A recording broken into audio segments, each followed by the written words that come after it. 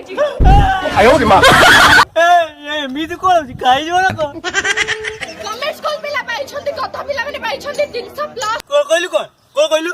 ଆଉ ଯୋଉ ଗଭର୍ଣ୍ଣମେଣ୍ଟ ପିଲା କଥ ନା ପ୍ରାଇଭେଟ ପିଲା? समझ रहे हो ना? हमको कहि देलेनी आपण का पिलार योग्यता ना ହଁ ମୁଁ ଏବେ କହୁଛି ତୋର ଯୋଗ୍ୟତା ନାହିଁ। ଯୋଗ୍ୟତା है तो और एक बार परखा दे के देख। एइथि पय कुंठाबुद्ध करूछु जे आमे परीक्षा दवा पय एइथि पय कुंठाबुद्ध करूछु जे एइना जाली रे जिया तू केना कुंठा बुद्ध कर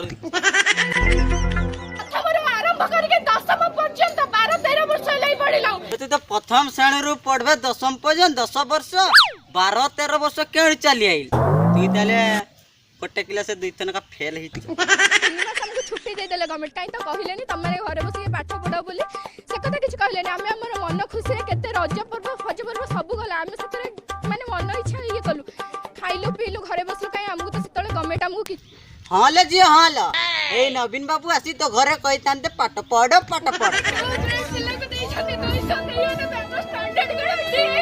तू बोली कने का